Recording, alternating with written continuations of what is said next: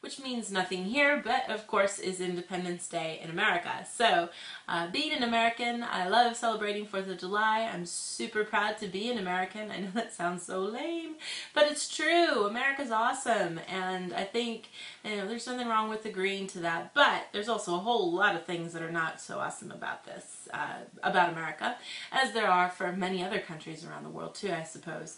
It's a good time to kind of look at your country and say, wow, what's kind of cool and what's kind of not so cool about it. So, but I always kind of laugh to myself because there's so much patriotism in the States. I know growing up, 4th of July, we'd go, we'd have a picnic, we'd go watch fireworks show, you'd don every kind of American red, white, and blue thing you could get your hands on. I remember painting elaborate flags on my eyes when I was like in middle school and just learning how to use makeup. It's kind of scary, but that's kind of what we do. We just scream what we love, and don't hold back at all, and wear terribly ugly t-shirts and other strange things to kind of show off how much we love our country. And nobody does anything in Japan at all. Like, there's like negative patriotism. There's so little of it here. You never hear anyone talking about how they're happy to be Japanese, that they're proud of their country. The only time I got the feeling for it was right after the tsunami and the earthquake in March of last year. And that was a time when you definitely saw people come together and really, kind of say, go Japan, let's get together and try to make things better. And that's the only time you really see the slogan, aside from sporting events, when like there's a World Cup or with the Olympics coming up, where you see people actually say, go Japan, Japan's awesome. But that's the only time it ever shows up. And I'm sure, that's a result of the war and us stomping out any kind of feeling of patriotism or love for the emperor, of course, as the emperor's power was removed. But it's a little sad to me, I think, and I think it's a huge part of what's kind of happening in Japan right now, which is that nobody cares about anything and things just aren't moving.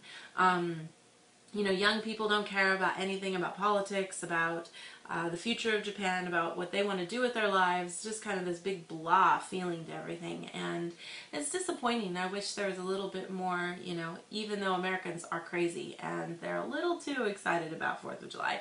I would love to see a little of that here. That would be nice. I think the first thing that needs to happen is Japan needs a new national anthem. Singing about the emperor when no one really cares anymore is kind of lame, and it's depressing. Listen to it when you watch the Olympics this year, if we ever get to win anything, which would be cool. Listen, it's lame. It's so depressing. Nobody wants to sing along. It's like, somebody died. It's like the most terrible thing I've ever heard.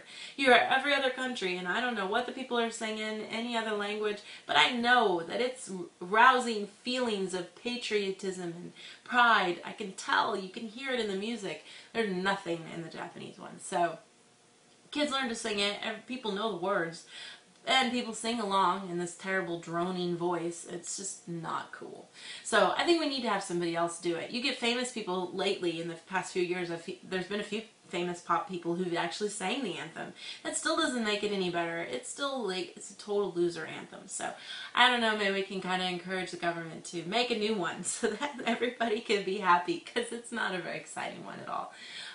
But I'd be curious what you guys think about, if you think a country should have patriotism and such.